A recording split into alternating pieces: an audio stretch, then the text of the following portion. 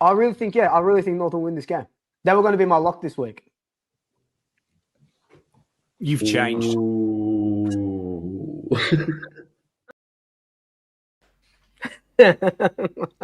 Oh my god. Far out.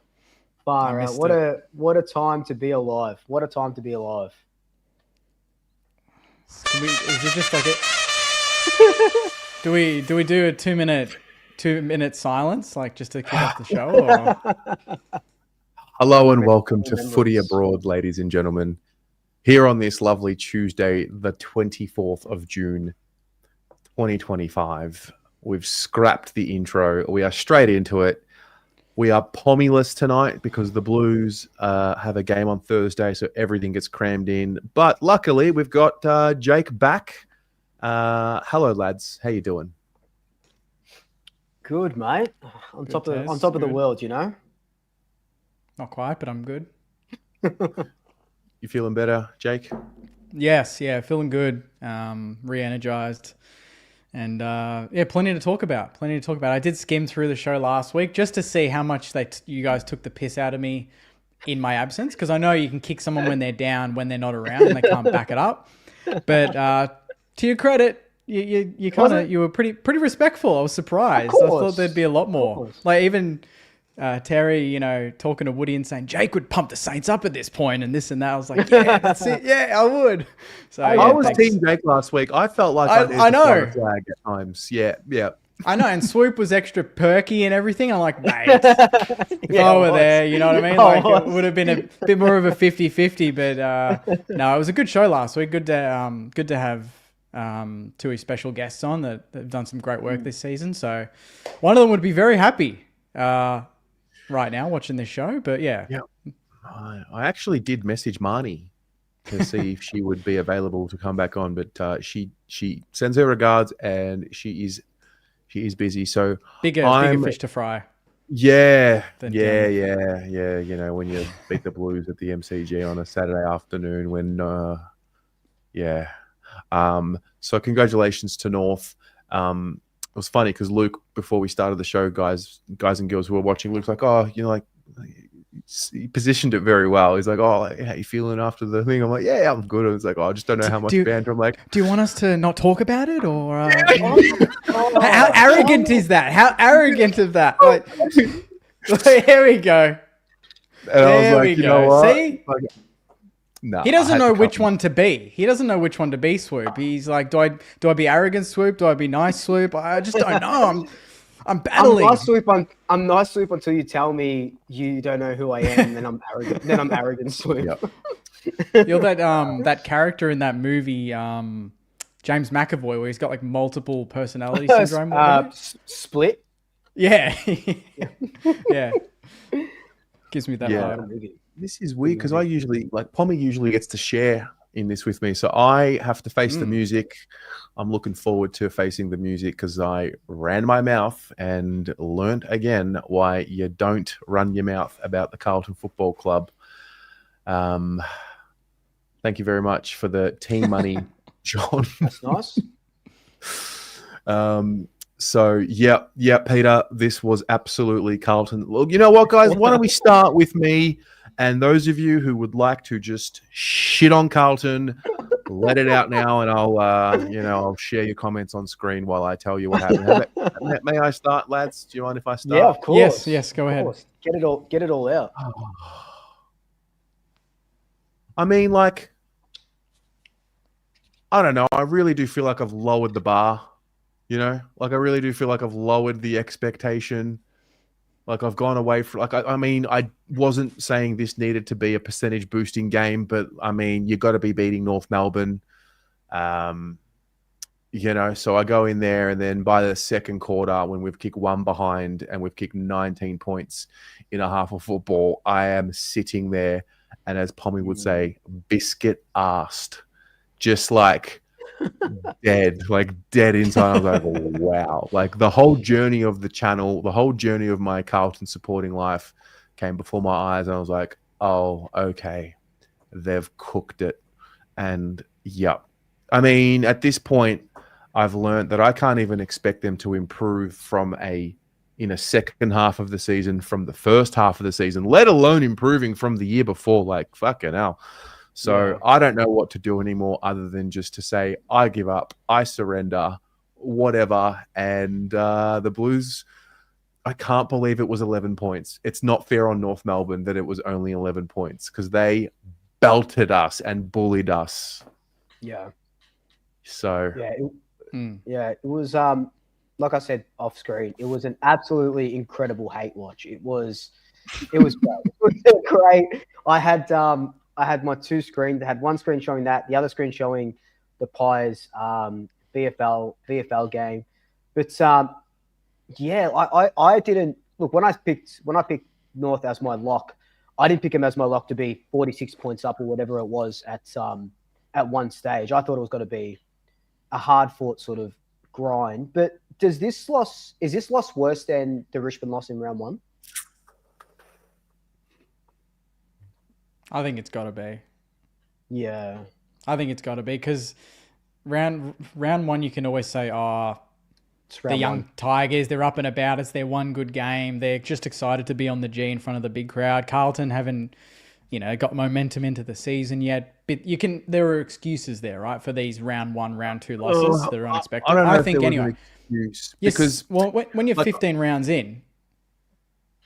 But you got to also remember round one, like fair enough if it was a close-ish game. We were up by 46 points. True. Oh, so true. Forgot about that. Yeah, that's fair. So there's a bit of that too. So what's worse? I think I felt worse in the North game, but that's because the damage of 15 rounds has also added to that. But I think the Richmond loss is one of the worst losses that this group, and I don't think we've recovered as a club from round one. To be quite honest, they're just, and I mean, maybe I am delusional, but I mean, I've accepted the fact that we're not a top team. I've accepted that we're not a top 4 team. I've accepted maybe we can push into the 8. I know I have fun with the predictor, but that's also a little bit of fun. I am very clear. The Blues are no good. They're in this middle bracket. Maybe, maybe I'm delusional because I'm not saying we're bottom 4. Maybe we are bottom 4. But yeah. And what I think I've realized is this whole uncertainty around the club of the incoming CEO, the change of president, all of that, and whose jobs are going to be there next year, that might have something to do with just the tension inside the club, because no one knows who's staying, no one knows who's going. We don't know if Tom's staying or Tom's going as a player. We don't know which coaches are staying and going. We don't even know if the coach is going, the head coach is going to stay. So maybe that's just seeping in and the rot is there, and maybe it's just one of those things. But yeah, the Blues are fucked, mate.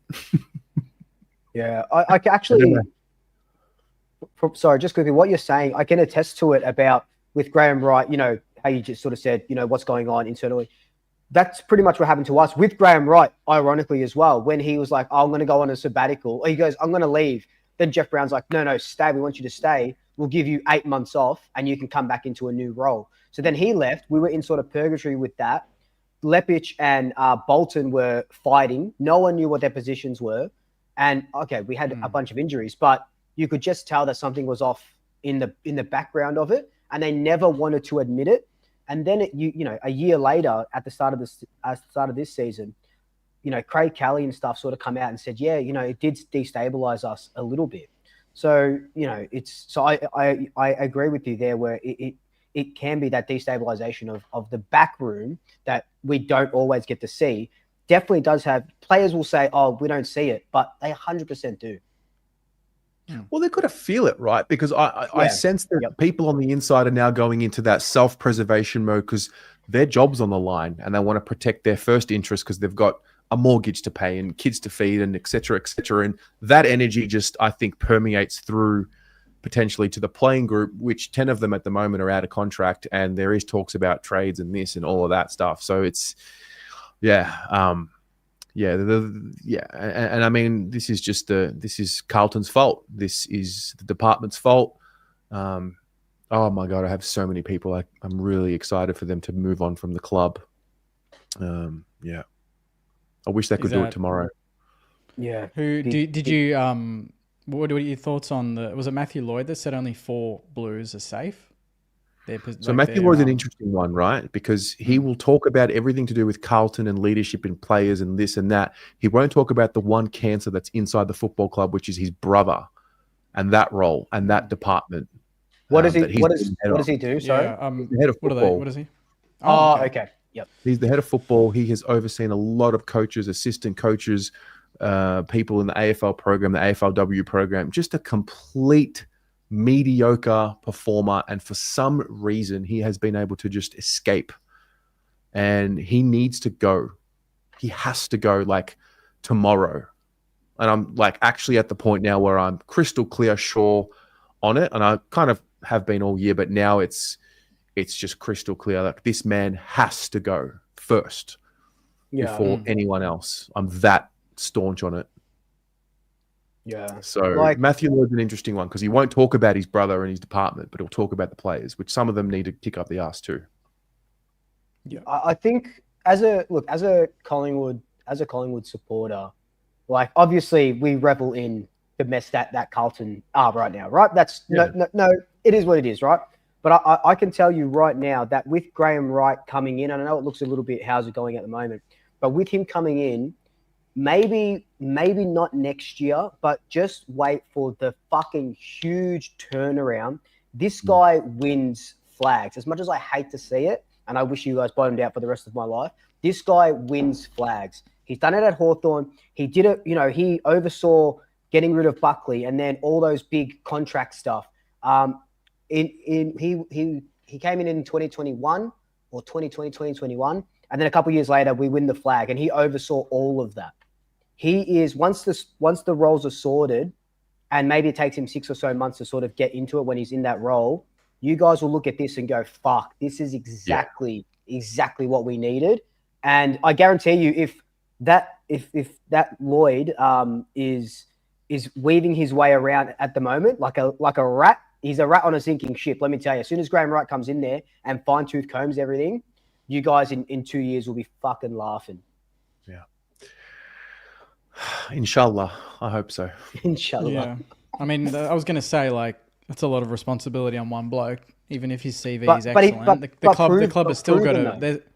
Yeah, true. But the club has still got to really embrace it, and you can't, again, put all your eggs in one basket. Like, everyone's got to get on board, yeah? So as much as you can just sit back and go, oh, we'll get him and it's perfect, you don't know until it bloody happens. So that's true. Yeah. Yeah. Jake, mate, the Saints, they put up a fight, lock of the week type stuff by me. Just, That was the story. Oh, yeah. We were all right. Yeah. I was happy with what I saw. Like I said it in my review. I mean, some Saints gave me hate for it, which was weird, but I mean, with 9 minutes to go, 10 points down against a team that's on top of the ladder, and anytime they kind of got 20 away, we brought it back to 10, and it hung around that 10 to 15, 16 points for, I feel like, 80% of the game, maybe more.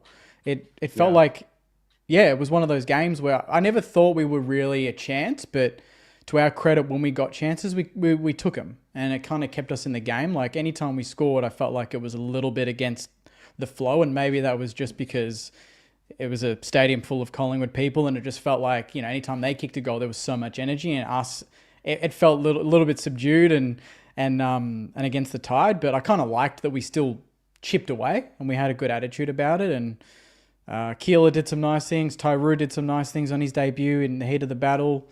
I was just happy with a better structure around the ball, and we won a lot of the key stats, which I know they're just numbers at the end of the day, but against a top team, I kind of think that's pretty good. And it was just better than the week before. Like, let's face it, night and day. Just the application, the effort against the Dogs versus against the Pies. We came in, with a much more switched on mentality, and it showed up until the last 10 minutes. And Collingwood do that. So I said it in my preview. I said Collingwood aren't going to do a Bulldogs and belt us for 80 points, but they'll hold us at arm's length for 20 points, which is a fair chunk, like a fair margin for them because they're so well put together defensively. It's hard to score goals on them. And we kicked 74. I mean, with 9 minutes to go, the game was on, and we kind of, I guess, showed our inexperience, and they showed their class. Some of their best players got going, and kicked a couple late goals, and that was the game. But yeah, I don't think there's anything there for me to rant about and that sort of thing. We played. I mean, Filippo, the late out was devastating. I was so pumped to see him at the centre bounce, and then he re-injures himself, which raises a lot of questions in our medical department again. Dougal Howard this week re-injures himself. Max King out for the year after 3 times, them saying he's a chance to play. Filippo, that's the second time in 3 weeks that he's... he didn't even get on the ground in this one. In Melbourne, he played 5 minutes and then was out. So that's twice now Filippo's played 5 minutes and been pulled from the game. So, just raises questions on that preparation and, how ready really was he, despite him saying he was ready. I mean, it's on the club at the end of the day. But, Pi's too good, but we showed something. So that's kind of my view. Is that the template for what you want to see as a St Kilda supporter for the rest of the year? Because, I'm not digging. The Blues suck, but, we did speak a little bit about Kane Corns last week and the bottom 4 stuff. Like what, because obviously in your mind, you've been asking online, should we play the kids? Should we not? So, where does the St Kilda supporter sit on what you want to see now?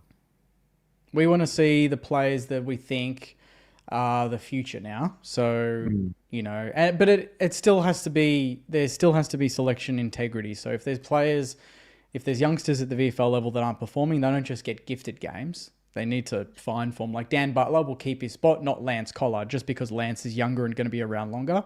It's not how it's going to work. But if there's a chance to do it, like Hugo Garcia and Boxall dominating VFL again, there's a chance this week for, some people will probably say a Ryan Burns, who was an emergency that came in for Filippo, and Travalia stayed the sub, which was some people didn't like, but I kind of understood why. And Hunter Clark not quite getting going, but I want him to stay in the team. So there's room there, but we want to see, by the end of the year, I want to see the team that I can picture for the next 3 years.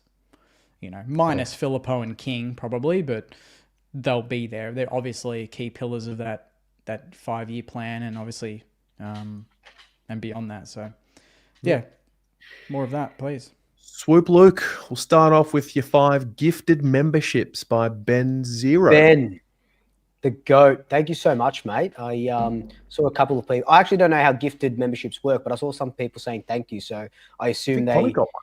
Yeah, probably got one. Yeah, so I don't know how that, but Ben, thank you so much. That's absolutely appreciated. It goes a long way to supporting me and supporting the channel and supporting the Pies, really, at the end of the day. Talk to us. It just doesn't stop.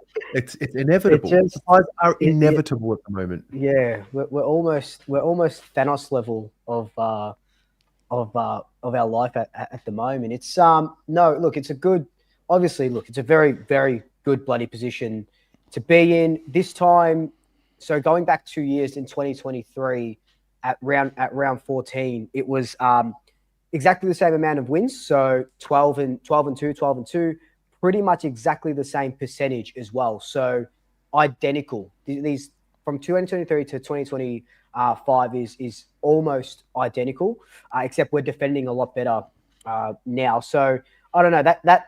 When I saw that this morning, it lit a little bit of a fire in my belly. But the game against the Saints on the weekend, I guess I echo a lot of Jake's sentiments. Like I enjoyed the Saints. I'm glad it wasn't like a blowout. I thought it might have been like the Western Bulldogs game, which is good for us because it would have been percentage. But the Saints, to their credit, bounced right back from that Doggies game and. Not every team has a bloody Sam Darcy in there, but just absolutely insane. But I really enjoyed it. I do think that Collingwood are trying something different this year, where we're playing like a rope-a-dope style, and we saw it against the Roos and a little bit against Hawthorn as well, where for the first half of the game, we're really just saying, throw everything you can at us. We'll do what we can to stave you off, but you wreck yourselves.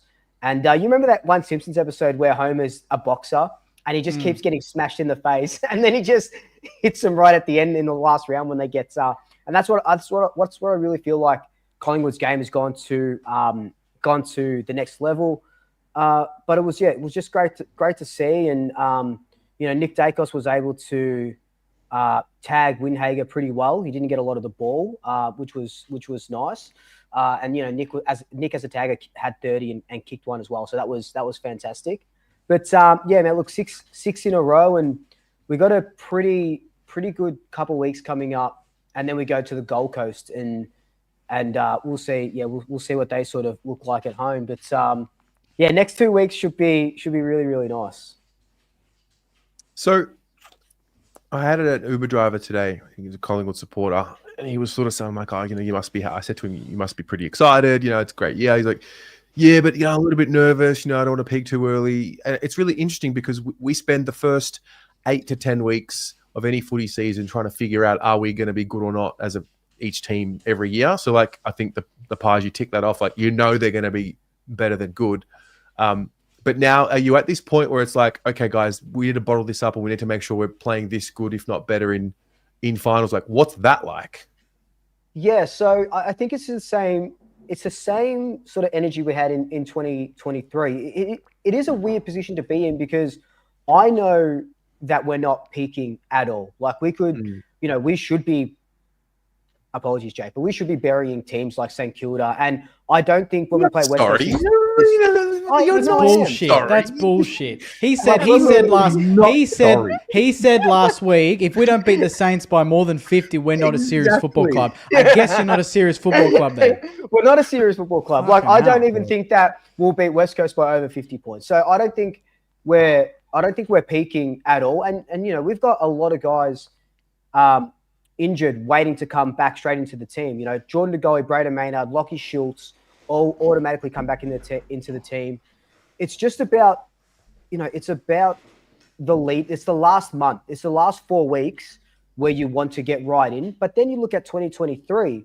So in my mind, I'm going, okay, it's the last 4 weeks where you want to start playing your good football. You want everyone, fit, firing, and ready to go. But then you look at the end of 2023. We got done back-to-back by Carlton and Hawthorn. We lost 3 of our last 4 games or something like that. And no Premier has ever lost 3 of their last 4 games and then gone on to win the flag. So it's hard. It's just hard to say, because literally this game, anything can happen. But if we beat West Coast this week, we go 2.5 games clear on top. So it gives you a little bit of breathing space to see what Oscar Steen looks like in the ruck, to see what Charlie West looks like as a big key forward if someone goes down. Can we win games without Jordan DeGoey? So play some young kids. So it'll be a nice little, these next 4 or 5 weeks are going to be a nice little reset almost. And I dare say you do start seeing older players really take a break in the next, maybe after the Gold Coast game, they'll start really if we're still 2.5 games clear, they'll start resting a lot of players. Got to say, thanks to Swoop for always hanging out outside training in the cold, so Ben Zero can watch it from his warm room. It was bloody freezing today. It was bloody and windy, really windy as well. Absolutely. Great stuff. Oh, yeah. I don't know if you guys can't see my chat. I've said it very clearly. It's Collingwood Brisbane rematch. It's coming. That's not even like taking away Collingwood for a second. If Brisbane make another grand final, 3 in a row, how fucking wild is that? That's nuts. But they're a good sign. Who would you prefer to play? Lions. Yeah. I can't trust my team against Geelong. There's recent history. I can't trust them against Geelong. Okay. Fair. All right. Let's get stuck. We've got 3 co-hosts here. Let's do 3 topics, questions. Jake, you want to start? Yes, I do. I've got 2, but I'll pick which one do I think is more interesting. Okay. What if we talk about AFL media? We talk about if we controlled it, if it was a different way. But what if there was no AFL media? How different would footy actually feel the week to week? There's no talk back. There's no newspapers. No hot takes. No hot takes like Jack Rewald saying that Ben King isn't a key forward. Oh my God. What the hell are you thinking, Jack Rewald? That is some of the shittiest takes I've ever heard, mate. What if we didn't hear that? Wait, are you saying like be? No footy media but fan channel still existed? or nothing? No, nothing to watch, consume. Yeah, I was talk. thinking, just AFL media in general. How would that be the week to week? Would that make the game feel more pure? Would it separate us even more? How would it feel? So back when it was like in the 90s maybe, or early 2000s. Yeah. I mean, there was. Yeah, let's go back there. Oh fuck, that's. Well, there were no There's forums. There's no forums. There's no narratives. So say like the Dacos Windy thing, that wouldn't be a thing if it wasn't brought to our attention. Do you know what I mean? What if that didn't happen? Well, then players would have less pressure to perform. Yeah, probably a bit more of a better. Do you think it'd be a a better spectacle? Players would express themselves more because they know they're not going to jump online on Insta and get 500 DMs. I think so. Definitely be better for their mental health, 100%. And with that becomes a lot more freedom. You see less people taking time away from the game, and we don't see 1,000 footy shows regurgitating the same shit, hoping it smells a little bit different, which is good for our mental health as well. Devil's advocate, but would say the lack of those stories and the narratives, I guess, would the theatrics of football die a little bit? Like players playing their old teams, not pumping that up. The rivalries, the fact that the talk shows pump that up as well. Does it really just, how would the rivalry work? Would it be just more, in personal situations where you'd get that hit, Yeah, I think it'd be more fan generated. Yeah. Yeah. Like, people Collingwood will be going, right? Yeah. Of course. Yeah. Yeah. Like, let's just say it's Carlton Collingwood. I would be more inclined, if there was no content and whatever, to get to the game 3 hours earlier and going to the Collingwood meetup in March and all that sort of stuff. You know what I mean? So you can get in and amongst it, and that's really, and you're saving all your pent up footballing energy for game day, not for arguments on Facebook about who's the better player or who's going to, take the world by storm in 10 years' time. So you're unleashing it all in the one day. I always wonder, like, the excitement of game day when I think back to even when I was at school, and I didn't obviously do the channel then. I didn't consume football media really, apart from like The Winners with Clinton Gribus. He was awesome, obviously, before he passed away, and he was great at that, and I love that show. But that's all I consumed. But when it came to like getting to Thursday, Friday, I'd start getting butterflies for the Saturday, Sunday games. I'd be getting really excited because I guess it feels like such a long time between each game. Whereas now, when this game's done, you're already thinking about next week, not just because you're doing content for it, but because every day there is an article about your team. There is different talk shows talking about your team. There's comments online that talking shit about your team. Strip that all back, and you're really just thinking game to game. And in between, I feel like there's more of a build-up. That's a positive, but there's plenty of pros and cons to that situation. I just thought it was an interesting question, given it is an interesting question. Some of the narratives this week and the directions that they've gone has been quite interesting, to say the least. Just feel like it creates a lot of echo chambers. I think that's the word, right? Yeah, echo chambers. I think echo chambers. Yeah, I just think it creates a lot of that, where just it's. Collingwood fans will stick there, Carlton fans will stick there, strip that back, and maybe in some way or another, like you said, pre-game at a pub or something, you mix a little bit more and share the stories and the experience. Well, yeah, that's exactly it. It's like if like not that I do this full time now, but like when I was at work and I would be doing all this content, consuming all this media, I'd get to work. And people would be wanting to talk about like the football and stuff. I'd just be like too tuned out, like, because I'm consuming all the footy media. I'm making it all myself. And then it's like, oh, now I've got to sort of talk about it naturally. Whereas if there's none of that, you look forward to that 10-minute coffee where you guys are just talking so much. I'm not saying it doesn't happen now, but it's would be a little bit more exciting, Well, that's a great point because like now and this is, I guess, an extension of my point, but like at social settings or maybe with non-football focused friends that then want to talk about football and how's St Kilda going? How's Carlton? How's Collingwood going? Do you approach that differently because you talk about it and you feel like you could say so much, but you like want to come across as just a fan and not a guy that like sits within the four walls and understands every aspect of the club, you know? Yeah, I think that was a question, but it's all right. Oh yeah. No, it's a weird one, especially like, especially when I have like family, when family sort of come up, and when I'm at like a event or something, and I'm just at the event to like drink and just chill out, and it's my time with family. I put my phone away, and then it's like bang, and I get it. I understand why, and I love it, and I love talking about it, but.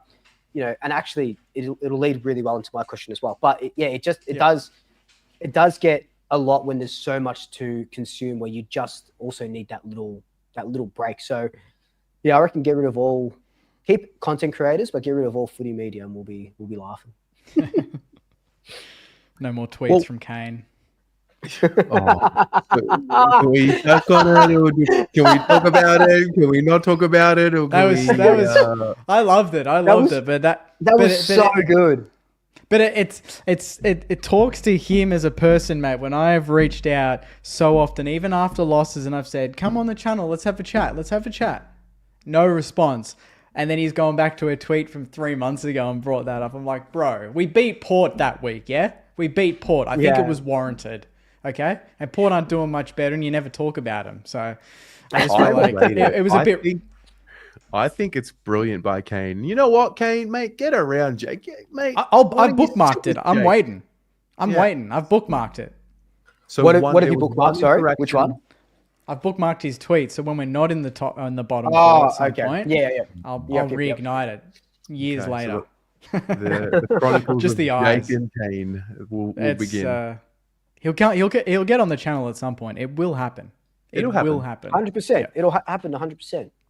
Yeah. That's why I like what Kane and Kingy do it well. They interact, and then when people get stupid, they back away. And fair enough. I've had one interaction with Kane where he's replied. It was when he went at Sam Walsh in his first year, and I basically said, "Rosie's a star, but just appreciate Walsh. Like, you're picking on a 19-year-old kid, 18-year-old kid." And he sort of like thumbs up me and like acknowledged it. So like, fair play, he did well. I like him. I think they're both great. See, Kane versus Swoop for charity boxing. Yeah, I got nothing against Kane, but I'll fight him. I don't give a fuck. So Jake, your topic is a great segue into mine. I'm going to take this. So Luke, you can go last. All of ours are segues. This is great. It's actually a good segue. Yeah. Because my question is, what does fan content look like in 50 years from today? So the year is 2075.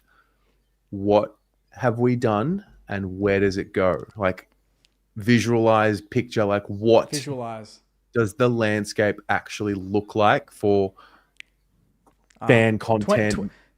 2075, you said. 2075. Sainers, it's been 109 years since our last flag. Go you mighty... Oh, my arm. No, sorry. It's 50 years. Damn. There's going to be a lot of podcasts. I know that much. It's going to be about 1,000 podcasts. Look, I hate to sound old and like my dad right now, but in 50 years, there's going to be so much AI generated footy content that there isn't going to be any need for us. You reckon? In 50 years. Oh, you reckon someone will just script and say, okay, make AFL YouTuber review Carlton Saints on the weekend, be angry, and they'll pump it out? Yep, 100%. And it'll be a no-face fucking AI generate. You can do it now. Like, you can do it now if you have the money, you know? For work, I'm experimenting with that VO3 at the moment. It is terrifying I'm just experimenting with that, not for the channel, for my work, my full-time work, but very interesting how, I mean, you can still tell the difference, like I can anyway, maybe because I've spent hours working on it, but yeah, it's Yeah, very powerful, and that's only really been released this year. So you can imagine in the next not 50 years, in the next 18 months, how crazy yeah. good it's going to be. So Like I did a and I'm sorry if this is digressing a little bit too much, but I ran a little bit of an experiment with, and I haven't told anyone this yet. I ran an experiment with AI a few months ago. I did a doco style video. I think it was my Jamie Elliott one, and I just wanted to see how powerful AI was. Right, I programmed an AI to listen to 3 hours of my voice from different videos, and I wrote my entire script up because I was going to do a Jamie Elliott video anyway, and I was like, let me see what it sounds like. And I got AI to read my entire script. Sounded exactly like me, and no one picked up on it. If you can do that now, in 50 years, it is going to be cooked for us. And even but on the plus side, or that's a glass half empty approach. On a glass half full approach, we could, with let's look at Apple Vision. You can put the glasses on and watch the NBA. Who's to say that we won't be able to do that with our content in 50 years? Like a AR, or some sort of, you're there watching the game. Imagine we're talking about the game and we can move pieces like chess on a board when everyone's watching. Interesting. Sorry, Yeah. AI rant. Yeah. So I don't disagree completely about the AI thing. However, I do disagree that it'll completely take over certain fan channels. So I don't think AI will truly be able to foster community and that feeling of connection. Yeah. And so, I mean, if we're all still human in 2050, then we will all yearn for human connection and, to feel a part of community and feel a part of something. So I think that's where, the three of us in particular become very important, whether we're training our next people to, I don't know if we'll all be doing this in 50 years. I doubt it, but we'll see. I think the creators who stand out will be the ones that bring the real humanity, vulnerability, and sort of meaning to the game in a world that's going to be pretty digital and pretty simulated. I think the whole traditional footy media model dead, like 100%, TV rights, 100%, exclusive broadcasters, like the controlled narratives that we've been talking about, like done. Fans will try. I mean, fans who watch fan channels already trust fan channels more than mainstream media already. So that's just going to continue to grow. And I just can't see how the AFL Commission don't set up some sort of an advisory board for the channels. I just can't see how that isn't a reality. It's but I do think we'll definitely be blending a mix of like us and also AR, VR into our content. Like right now you're sitting in your living room, lounge room, bedroom, watching on your TV plus your phone. I think at some point we'll all have the ability to step into some sort of virtual world together as holographic or something. And it's going to be interesting. 100%. Like I'm reading, excuse me, I'm reading this book series now called, I think I might have talked about it, Dungeon Crawler Carl. And it's about this game show, this alien game show where they take over Earth. Anyway, I digress. So they've got this thing where they pick these crawlers out, and they put on this holographic mask or whatever it is, and then they go into like a studio, but they're not really there, and all the audience that they see aren't really there either. They've just paid for this subscription or whatever it is, so it looks like it's a full studio audience, but there's no one physically there. But you're seeing all of these people. So everyone in our comment section, we would be seeing right now, we'd be sitting next to each other, can't physically interact, but it'll be exactly, like that. And I think you're right, Terry. That'll be 50 years, like 100% that'll come through. Yep. No, it's I think that's why sometimes, I mean, I get stuck in it as well.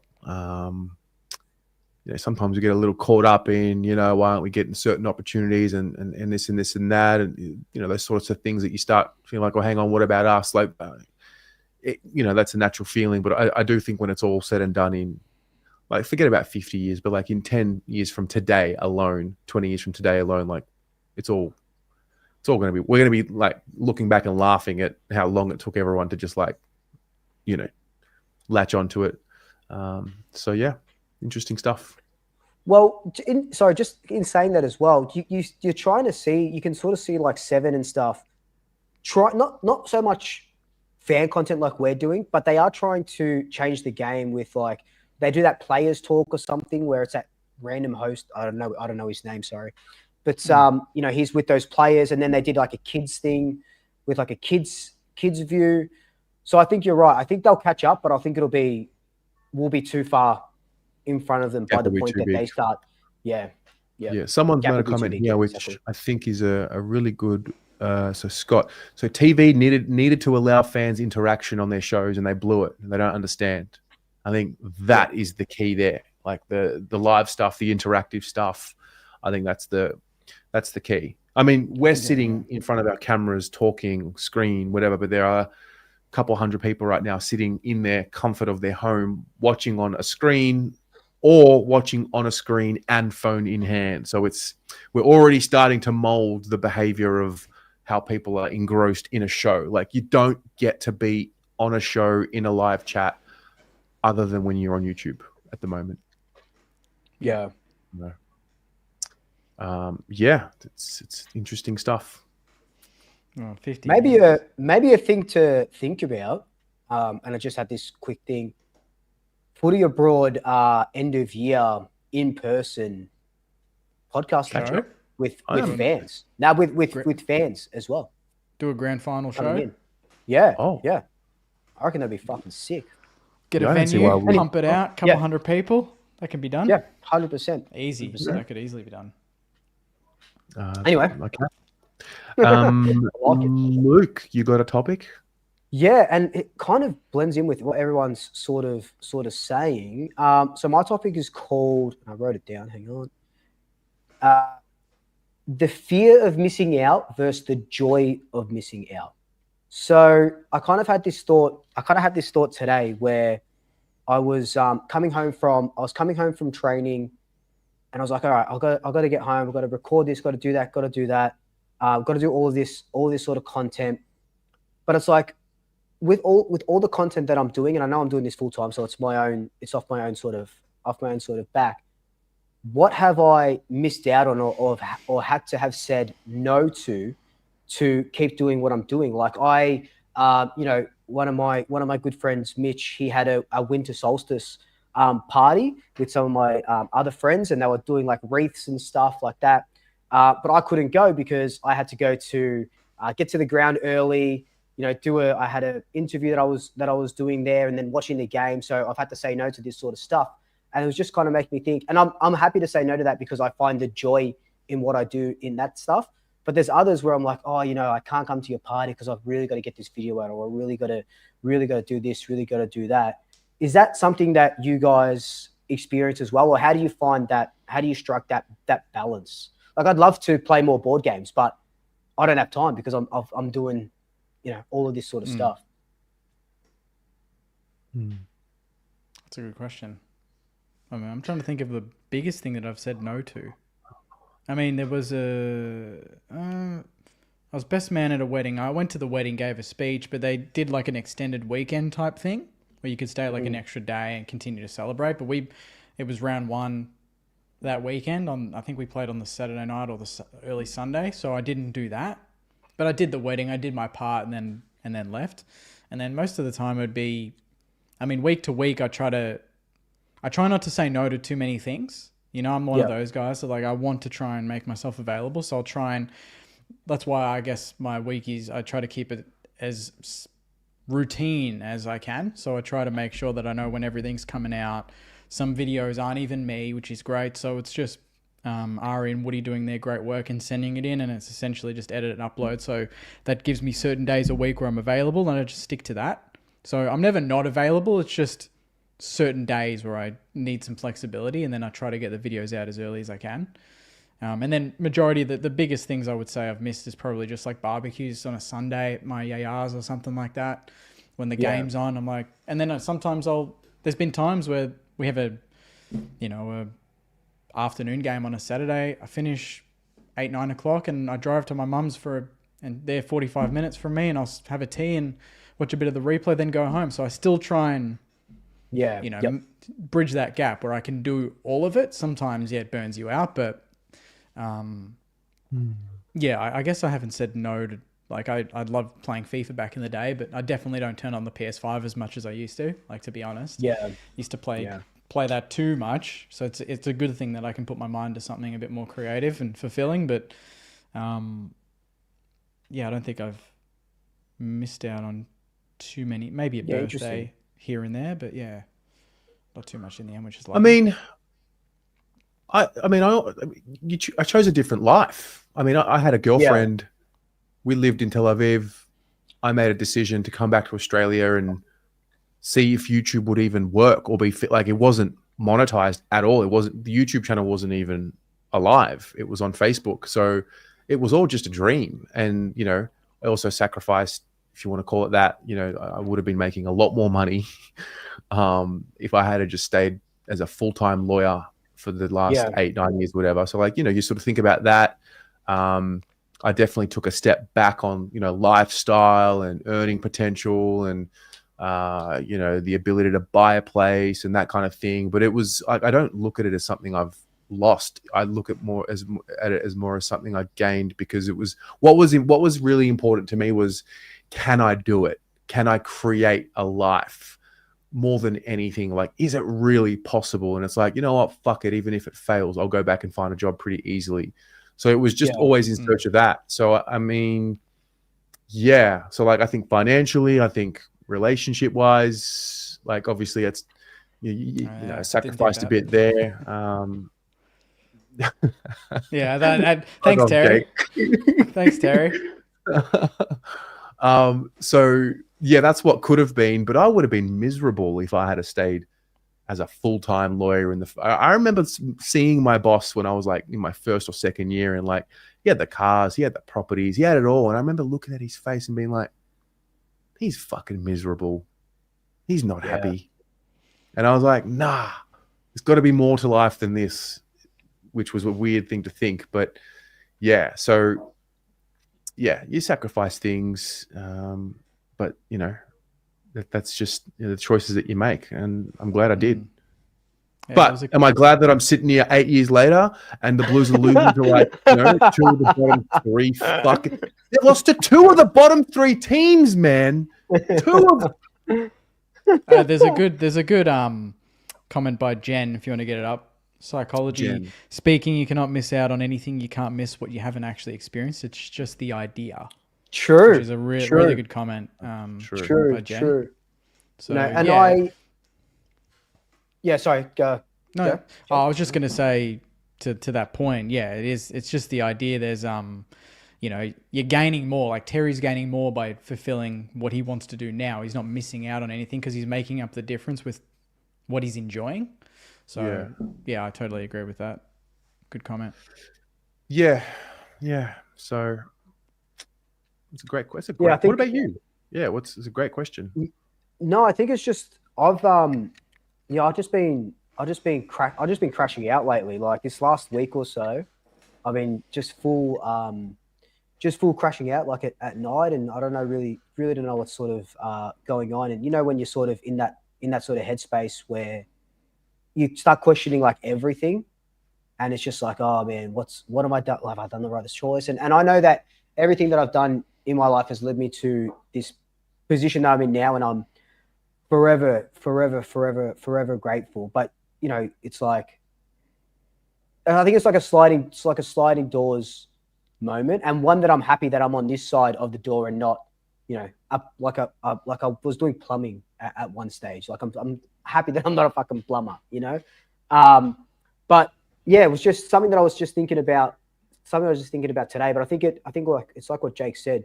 I just got to get into a better routine and a better, I guess just a routine. I can start finding more time during the day and not feeling so burnt out. So I just wanted to know how you guys sort of dealt with it as well. Oh man, the first, I'm gonna say as far as like 15 months of like the jump away from full-time work and this being Yeah. it, like you are, it's like starting again. Like you are responsible for your schedule. There's no one telling you what to do and do it. And it's probably, Yeah. I think this year is the year where I've added like, I fill the calendar up. I try and do things at the same time. Like things happen, and sometimes I'll go to the G and film an interview, and that'll change up the whole concept of the morning and how it starts. But like you just have to be accountable for your time because it can float, and it can, and especially when you're doing live shows at night, you got to stay busy. What's that phrase? Idle hands are the devil's something. Yeah, that's taken me a long-ish time to really like own like every second, every minute. And I'm not great at it, but I'm better at it than what I was this time last year, Yeah. I've got, and I think that's what it is as well.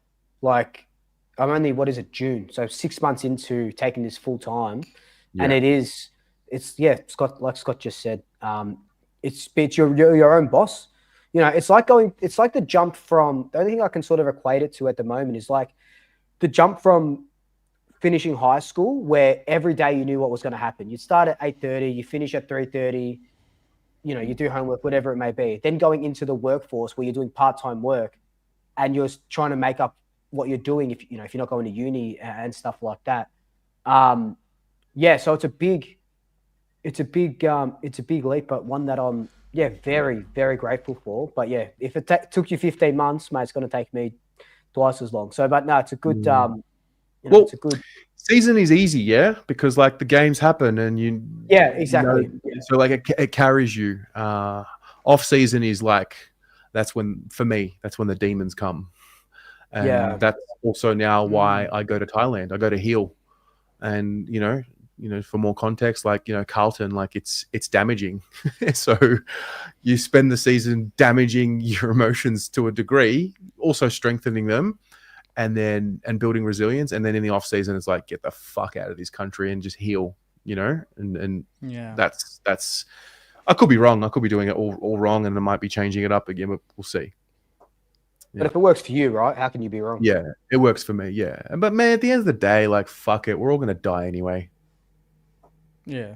Like, we all end up in the same. You know what I mean? Like, that's exactly right. I'm glad I'm not the only one that thinks that. Right.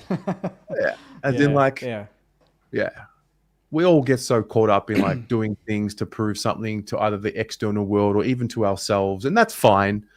And then you prove it to yourself or you prove it to the external world. Then you realize that's not the be all and end all, like, happiness and all of this thing. It's not a place that you reach and you have it forever. You just do it. You just are, Yeah. So, yeah. No.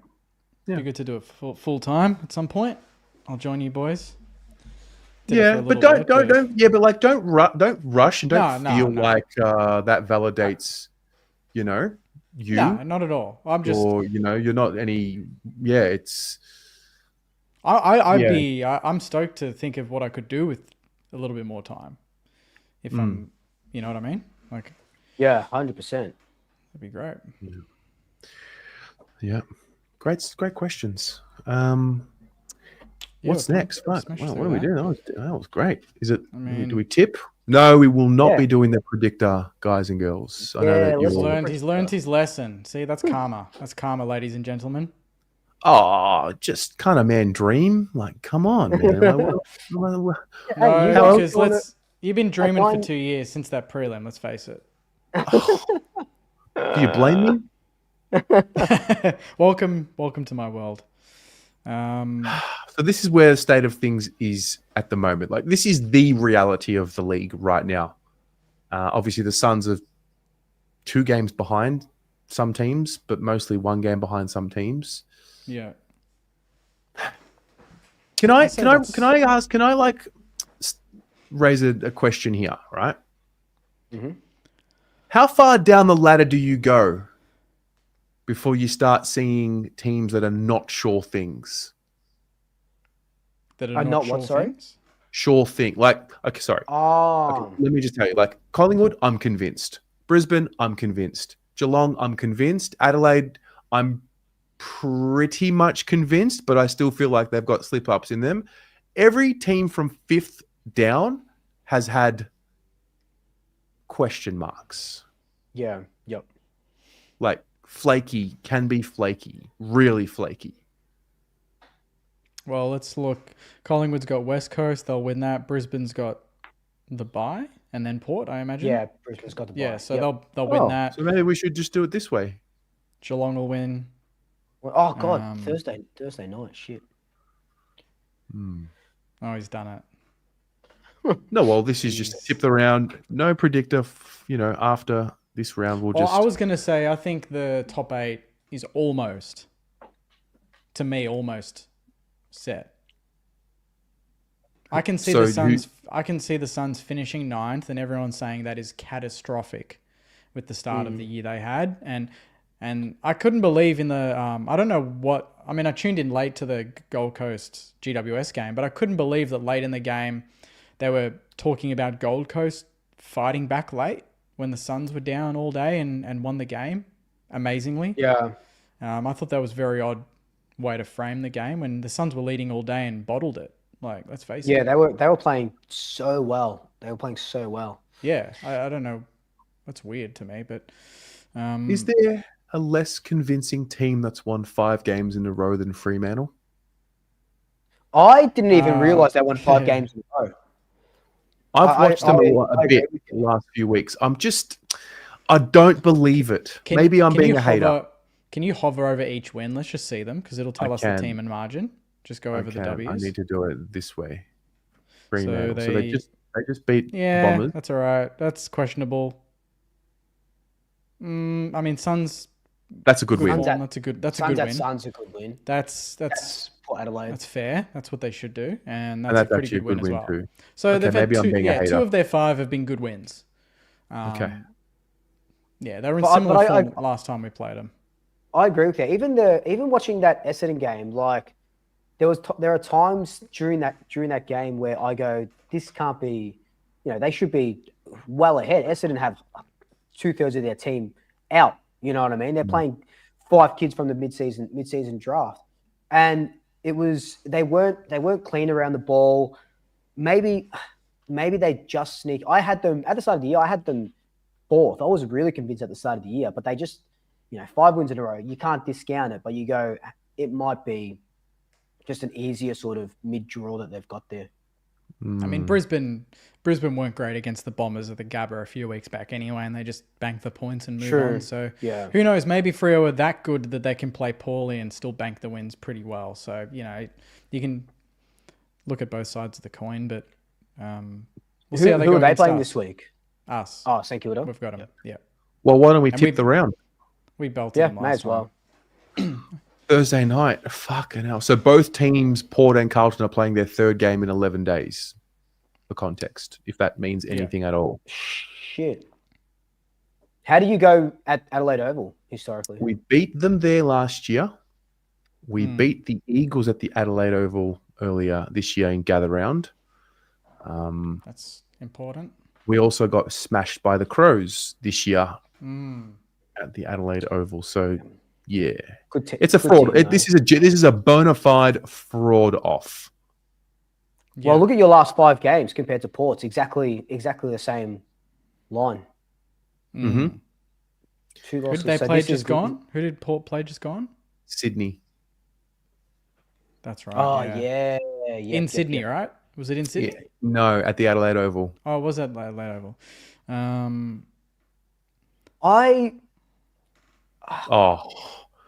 TJ.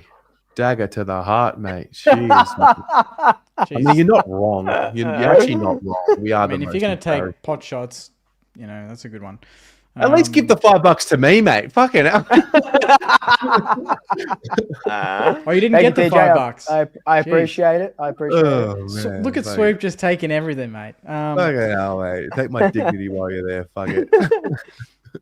No, I think almost for this. This is a weird thing, and this is coming from a Saints fan, but I think almost for Carlton supporters' sanity, I don't think you can win. You can't win this game.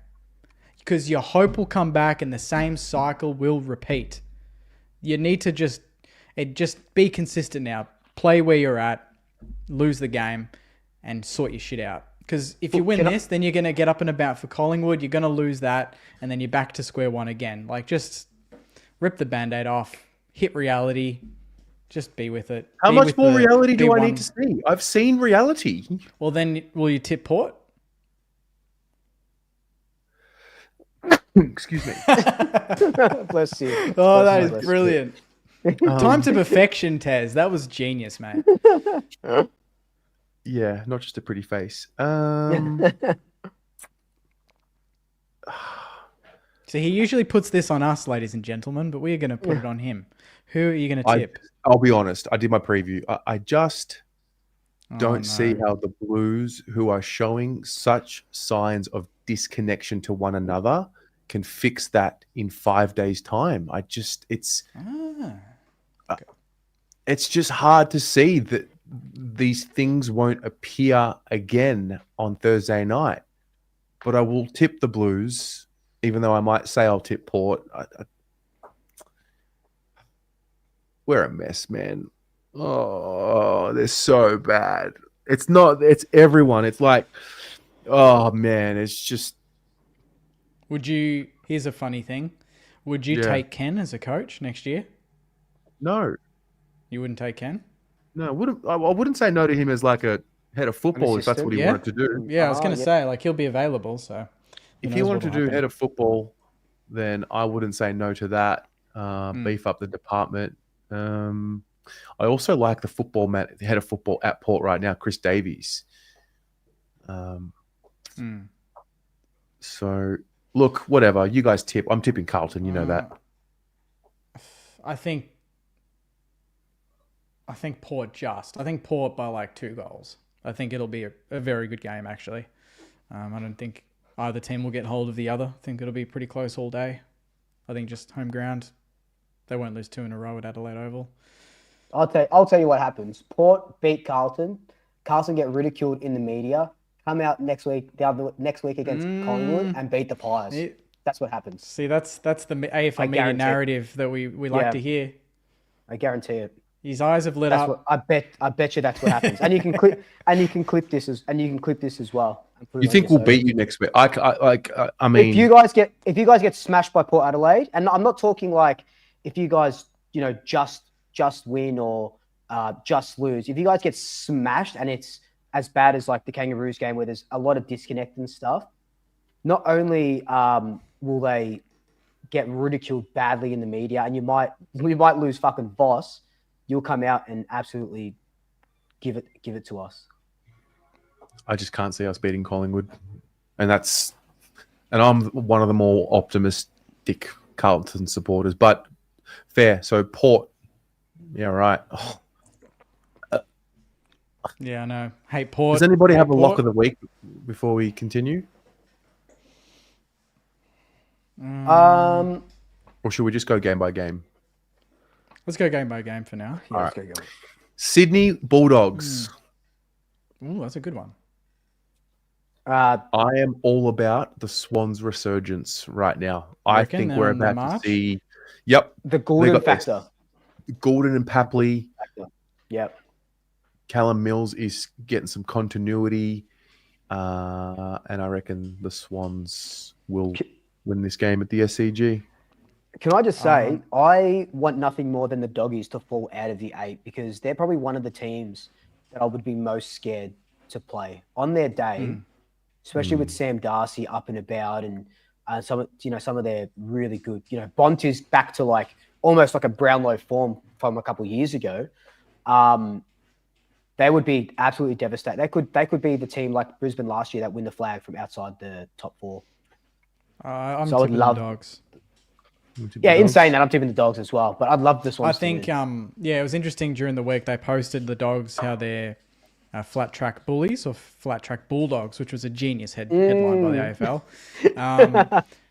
And yes, they smash everyone below them on the ladder, and Sydney are below them on the ladder. So they'll do what they need to do. They'll take care of them. Gold Coast, Melbourne at People's First People First Stadium. Oh, I can't Suns. see the Suns dropping this. No way. Suns. Yeah, they'll be pissed after last week. They'll just. Oh, they've lost bang. 3 in a row? To who? So to the Giants, to Geelong? Geelong. Who's there? I'm trying to think of the other. Team. I can check it. Hang on. Adelaide? No, they've Nah, played Fremantle. So Fremantle GWS. by Oh yeah. Fremantle by 11. What are you talking about? The Cats and then yeah. the Giants. Oh, yeah. So Oh, you they've guys some can pretty see it. good teams. Nah, Yeah. they'll. Yeah, they haven't Okay. shown They'll me have that the much Suns. that they won't beat Melbourne. I think they'll beat Melbourne. Hawthorn North Tassie. Are you a believer? Nah, Hawks. For me. What Hawthorn have won the last 2. You can't see, but Tassie North could have a pep in their step after beating Carlton. Could they push Hawthorn? Are Hawthorn on the brink of dropping out of the 8? Do you reckon? Surely not, right? No.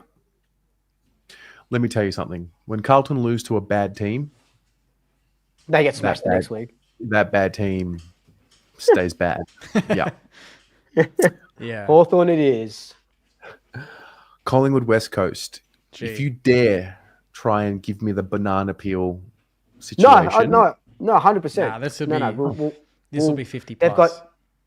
got no McGovern, obviously, and also McGovern just True. hope he's okay for the rest of his life. So shout out to him. One of the best defenders that I've seen, and the reason why I know Dom Sheed kicked that goal, but he was the reason why that started. He was the main guy that won them the Took that flag mark. in 2018. Yeah. So they've got no Oscar Allen, no fucking Waterman in the forward line. So it doesn't matter that we sort of don't have Billy Frampton this week at least. And then they don't really have any tall defenders and no tagger, thankfully. So Nick should have 45 and 3. Okay. Richmond, Adelaide at the MCG on Sunday. This is one of the worst Sunday slates that you'll see, by the way. But yeah. Adelaide by a lot. Yeah. Mm-hmm. Yeah. And then, you know And what? then it I take that back. I take that back because I think the Saints can do something here. I think so too. I was going to say Form- Saints as well. come. I'm tipping the Saints. Oh, well, I mean, we're not the favourites for a reason, and Freo were good at home. But last time we played them, the form line was similar. We were 3-game losing streak. They were 4 of their last 5 they had won. They'd just beaten Adelaide at Optus, and then we belted them by 10 goals. And everyone said it was a dour, boring Friday night game, but I quite enjoyed it. So now they get their Sunday slot, and hopefully we can do the same. Albert, I think I agree. The Saints are a fucking lock this week. Yeah. What are they? I'm not really a gambling man too much, but what are they paying? Oh, we'd be 350 or something. 350? I don't know. We'd be around that mark. We wouldn't be under that. What are the Yeah, odds oh. for St Kilda? 350? Mate, 380 380 at the moment. Yeah. the Saints will beat Fremantle. The Saints will beat Fremantle. Yeah, I agree. I'm doing a watch along with Woody, so if we do, champagne will be I'm coming gonna out. have to tune in. That is, I'm very clearly seeing you happy on a Sunday night. Well, I think like- most Saints fans don't want us. Or maybe not. Maybe I won't put words into their mouths, but I think some Saints fans would be happy for us to just keep playing the kids and being competitive, but not winning. You know, like stay in that bottom 4 echelon for the picks. But I forgot about the kids. Okay. what do you mean the kids? Like are you playing like bulk kids now? Nah, we're not doing it No, just it's still cause. a bit of a mix. Yeah. Yeah, we Okay, brought like in. they've got capacity. Like they can still they're not completely children out there. No, our average age on the weekend was 25 and a half. So it's still How balanced. many players are playing this week who have had less than 20 games experience? Well, Tyru would play, Travalia. One or both of Garcia Boxall will come in for sure. Killer. Keeler will most likely play. Who else hasn't had minimal game time? Like Under real 20 kids. games? You know what I mean? Like kids, mean- like genuine bona Yeah, fide kids. them. Like Darcy Wilson, you wouldn't count as a kid, right? Okay. I mean, would you? He's played probably is he- 30 games. Okay. No, he's not. He's a kid, but like not like a pup, like first year player. You know. Yeah. Max Heath, maybe some people think we might debut Max Heath in the ruck and go 2 rucks against Jackson, depending on Darcy, if Darcy plays. But yeah, I don't think it'll. I think we'll go 1 or 2 changes, Filippo out, and yeah, that'll be about it really. So, oh no. Yeah, he's ended. I love that the stream just ended on that. That's brilliant. I hate football. I like that I can kind of sit back now and just enjoy this a little bit more. I say that, but if we get done by 80 points on the weekend, I'll be coming in a little worse for wear. A little bit hot. Yeah, 100%. Said this last week, like Jake, not the same without you. It is 100% not the same without Pommy. Like you just No game show. It's an hour 10. Usually we're going overtime, but that's true. I mean that's 20 minutes of his monologues. Let's face it. So Pommy's great for fodder, like show content fodder. Like he can fill time. Yeah. Like nobody else. Yeah. I wish we could watch some bad takes of the week, or take the piss out of something, but we can get some people on if they want to have a chat. I mean, well, I think the worst take of the week was what you said earlier. Fucking Jack Rewalt saying Ben King wasn't a big key forward. What was his actual quote? Let's go. Let's have a look. Because that is like I don't actually understand what he was talking about. So he goes, speaking on Fox Footy's On the Couch, Rewalt said he wasn't convinced in King being Gold Coast's leading pillar in attack. I look at Ben King and in his output this year, he's going okay, but what does he provide outside of kicking goals? I mean, that's his job, mate. He had a couple of really good games at the start of the year with bags of 5 and 6 against West Coast and North. I'm starting to come to the belief I don't think Ben King can be a big finals key forward. He hasn't played a final. He doesn't get the ball enough and they're getting smacked in contested ball ahead of the ball. He's not a key forward. He's a tall half-forward flanker. I mean, there are some bad takes. There are some seriously bad takes. But to call Ben King a tall half-forward flanker who's not a big finals player, who's never played a final. Yeah. Hey? Jack Rewalt's not really one to go like that That's what I was thinking. That's why I thought it was a weird take. Yeah. Tall forward. Does he mean Woody said, does he mean Ben Long? Probably. He probably got the bloody names wrong. Like he's kicked 35 goals, he's 4th in the Coleman, and he's kicked he's just a big presence. Like what more do you want from your key forward? He's down on score involvements compared to like a Jezza Cameron who's got 110 to 65, but his accuracy is good, 63%, which is same as Jeremy Cameron, above everyone else except Hogan, who's 71%, which is just like off the charts. But that's like such a rant. It's almost like to me like he didn't have anything for the show that night, and he just thought he was just trying to shortcut his way to just a crazy topic, and he just said that. And that's the stuff that like Kane Corns can say stuff, but it has a little bit of substance. Most of the time it has substance. Sometimes it's stupid, but most of the time Kane's got a point. That has like 0 points. No one can say that that's correct. No one. He's labeling a guy who's 4th in the Coleman not a finals-ready player who can stand up in a final. He's never played one, Jack. So that's such a random take. Yeah.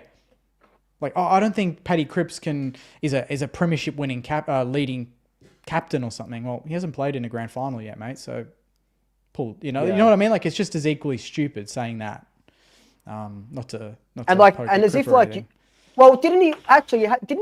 Jack Rewalt also say to give Tom Lynch a call? Yeah, that's actually, yeah. What did he say about that? I've got it here. What do you mean? What do you mean?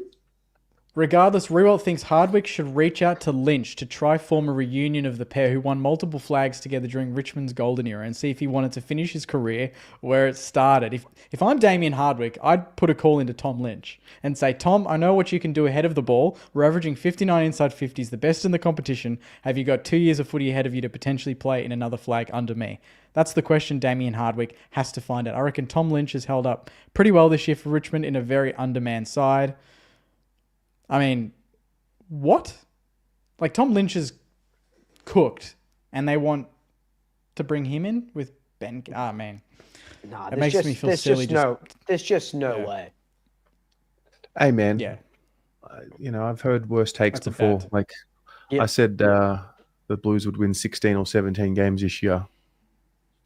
Sam McClure said you don't know football if you think Carlton aren't winning the flag this year as well. So there are worse takes. There's always a worse take, isn't there? I did see Tom Morris before this show say that unofficially that Corey Enright is our next head coach, Saints' next senior coach after Ross, his successor. When's Ross's contract up? End of next year? He signed a 2-year extension this year, so end of 2027. Oh, I can't see Ross leaving in the next 3 to 4 years. I mean, Corey Enright, he's now head of football for us and he's doing a great job. He was the backline coach before that for 2 years and that's why he was so good, I think, defensively. Geelong would want to get him back, but I think when he became footy boss, I kind of thought we're already prepping him for the number one job, I think. So that would be a good one. Yeah. Fair. Any other bad take? I mean, that's a good take, but any other poor takes we've seen during the week? Put in the comments, what's the worst take you've seen or read? I actually think it's been pretty good. I haven't seen really any. Well, it was only Tuesday though, so. And we got to remember that there was 4 less teams playing as well, so there wasn't a lot of things going on. I think Oscar Allen getting knee surgery when he just did his calf or whatever it was, just setting him up for next year at Brisbane. Oh yeah, well, I saw that today. Yep. How much for? 8 figures, I think. Oh yeah, and they said Hawthorn bought it for $1. Is that $1? Yeah, so anything is profit. Yeah, that's nuts. That's pretty cool. Yeah, that'll I mean, who's their next target? That'll go straight to another free agent, I would have thought. Well, yeah. What are they going to use? Is it for AFLW? Is that the idea? I think it's. Is that what I think it's doing? for I think it's training and stuff. For umpire Hawthorn. training. Oh, no, okay. For the AFL. Yeah. Yeah. Oh yeah, big shout out to Charlie West finally getting his debut against the Eagles this week. Dude kicked the winning goal against Sandringham on the weekend. Kicked 6 goals. Kicked 18 goals in his first 6 weeks of the VFL. Very excited to see how he goes about it. First time Collingwood's drafted a key forward in about 10 years. So yeah, fingers crossed. Oh, Charlie West. Charlie West. That's a bad take. The Ollie Florent for Harry Mackay. Oh, what do you reckon of that, Tez? Would you take that Florent for Mackay? It's not. Jay Clark. There was something about his body language and posture that really pissed me off. Just the way he was asking questions about Carlton with his pompous posture, it just really rubbed me up the wrong way this week. So I'm going to be watching him very closely over the next couple of weeks. Oh, he's in trouble. Yeah. He's not quite on the blacklist yet. He's not in the book. Only a few have made the book. Who's in the book? Are we allowed John to Ralph. know? Yeah, absolutely. You're allowed to know. John Ralph is in the book, not coming out, and his day will come. Don't worry about that. Yeah. Anybody else in the book? Dan Gorringe for Sam Walsh. Would you take that trade? Actually, yeah. Put in the comments your best trade for Harry Mackay.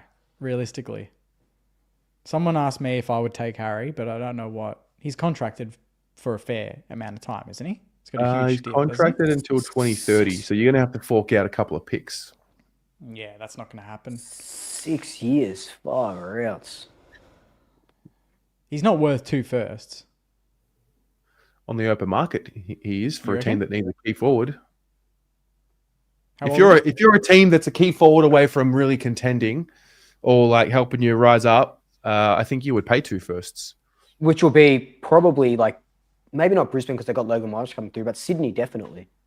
Well, Brisbane are And going to get also- Allen, aren't they? And also, you're not paying Yeah. top dollar. So he's obviously got a longer term contract, but you're not paying market value per year for him. Yeah. So he's absolutely true. worth 2 first rounders. You get him for 6 years. 5. I mean, I don't want him to go, but like I could understand why an offer would come for him. Michael Voss for Mick Malthouse. TJ. Do you guys think fun, Carlton should sack Voss? What's that going to accomplish? You've been doing it for the last 20 years. Okay, but Like, what if we just got it surely- wrong again? Like, how many times? When can did you he get it come wrong, in? though? When was he? How many years has he been there? This is his 22, fourth wasn't year. it? He's fourth. Oh, geez, I Fourth thought it was season. third. Okay. That might Fourth change season. things. He's made finals twice. He's made a prelim once And only just missed out on finals in his first year, thanks to the. to the 1 point. Yep. Damn, that's a hard call. You pull the trigger now and then. I don't know. It's hard. You kind of have to see how the season goes. I'd hate. Unless I like wouldn't hate Simpson it, but- or Longmire says they want to coach again. Yeah, unless a big fish secretly behind the scenes is. It's like, probably what Ross was doing with Rats and the Saints is like, I'm ready. You just let me know when, and we pulled the trigger, pulled the rug from under Ratton, and it was harsh, but maybe Voss is your Rats in a way, you know what I mean? Like maybe there is a big fish out there you're waiting for, but there's none yet. And maybe that's prolonging Voss's tenor, you know what I mean? Interesting. Voss, no. If I was Voss, I would walk away. I mean, I don't think Voss is that type of bloke. Yeah, I don't think He'll like that. he wants to win. He clearly wants to succeed, obviously. So he's not gonna. Buckley will not coach Carlton. He won't. Nah. No way. No way. Buckley will go to The only maybe team like he would Tassie coach or Melbourne or is Tassie. something. I don't think Would he you- would coach any other team apart from Tassie.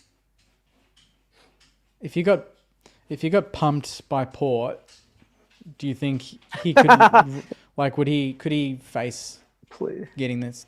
Would he get the sack? Do you think if you lose If to he Port what? by 10 goals? If you lose to Port by 10 goals, does he? I mean, if like- you lose to Port, if they come out and so in 2021, Port Adelaide kicked 19 straight goals against us over there. If something Jesus. bad like that happens and the disconnect is there again, and it's like 10 plus goals thrashing, like maybe. I'm honestly reckon- I'm at this point where like whatever, I'm just kind of like trying to get through to the end of the year. Yeah, I reckon sign him up for another 10 years. He's doing a good job. Well, yeah, I think as an opposition supporter, I mean, you beat us with him, so I reckon United should have signed Ten Hag for another 10 years as well. I reckon Ange is waiting behind the scenes. I'm calling it. I know Pom's not here. I reckon the Postacoglu is he's just sending the CEO some. Could you imagine? Could you imagine Ange just like big dogs here? Just Luke's dog would coach us better. Clarky, you want to coach Carlton? You want to coach Carlton? Oh, he's pissed off. Oh, he's gone. I think he's gone to take a shit. Yeah, You need to don't draft. blame him. You need to just draft players that have the intensity of Cooper Lord. So I rate him. I think he's a good kid. No, I'm serious. Yeah. What, you don't like it? I think he's a great kid. I think Yeah, you need more of yeah. a mold of that. Yeah, too bad Voss subbed him this week. I don't So- get that, man. I don't get that. I'd take Cooper Lord any day. He plays for the jumper at least when he's out there. Mate, I don't get anything with the Blues anymore. I tried last week to rally like one last time. You know what I got? I got a fucking Monday morning stick fat from Patrick Cripps. Oh, I read watched that- about that. Yeah. I watched that video that you. Correct me put if out. I'm wrong. I wanted to mention it. Oh, okay. Be honest with me. Have the Carlton fans stuck fat? Yes. He's stuck that for the last 30 You- years. Yes. The crowds would and memberships would obviously show that. You sign So up, you turn why up. would a club tell the fans to do so? Because they It's don't know almost- what else to say, Terry. That's why. Because they're in panic stations. That is the media manager telling the captain, you got to say something. I would rather my captain come out and say, that was shit. That is not good enough. As a club, we should, Yeah. we've got to get to work, but Own it. Don't just say Well, how about- it's on you to stick with us. It's on. Well, how about- we need to give you a reason to stick with us. You know what? I might have it here. Oh, It- wait. I do. It feels This almost preemptive. This was Tom Green after the Giants lost the final. Giants Army, thank you very much for the season that was. From our perspective, we're really sorry in that I suppose we didn't repay the faith that you guys showed in us all year coming out, your loud support. We really appreciate it.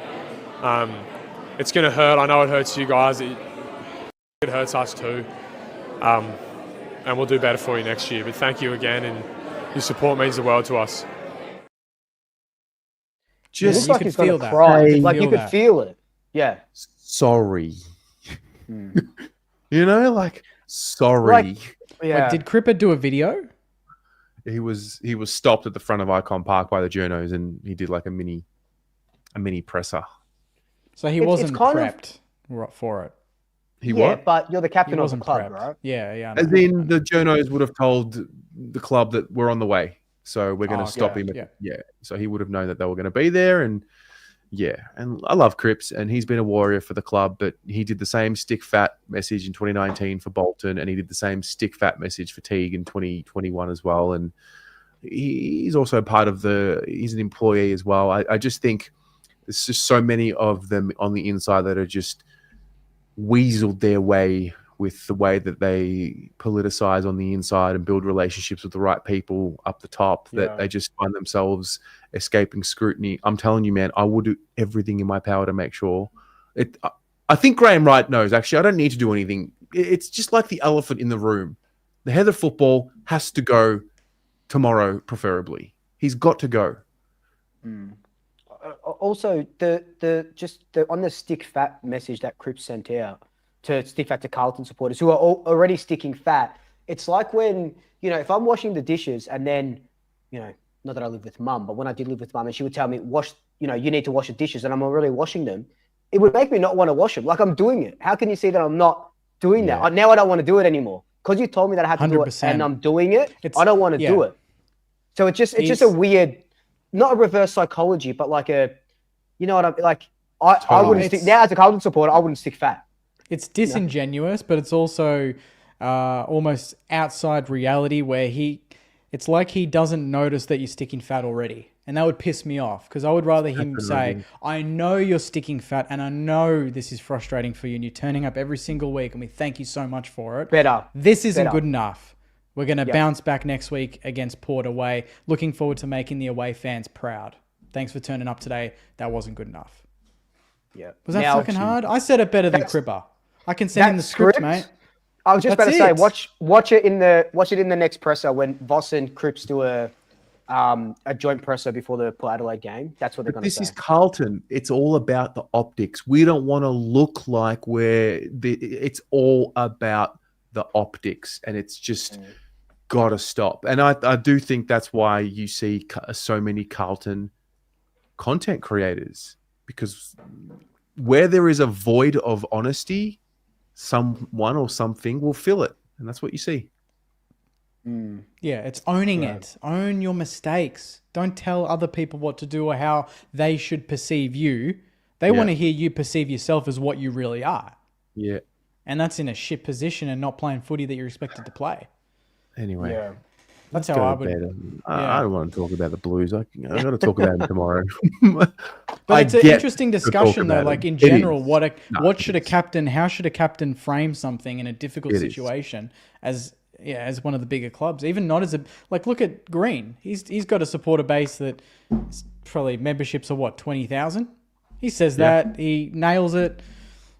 Cripper's he's got more people care about what he has to say because there's more members. So he's got to nail it, absolutely nail it, and he didn't. So You've actually, after I asked Clark if he wanted to coach Carlton, he's waiting by the door. He wants to run away. He doesn't even like the prospect of the idea of him coaching him. Look at him. He's ready to run. Wait, this time next week, are we previewing a Carlton Collingwood clash? Is that what's happening? Yeah, 100%, man. We're gonna go to the MCG, brother. Do you want to film at the MCG? We'll sit on the bench, like at the front Yeah, there. why not? Yeah, 100%. Yeah. All right. Done. Let's do it. Done. All right, ladies and gents, Damn. thank you very much for Damn. tuning in. That was fun. Let's do it. Hope your teams all win. Yeah, bring it on. Yeah. Here we See you next go. week. Big See ya. week. Go Pies.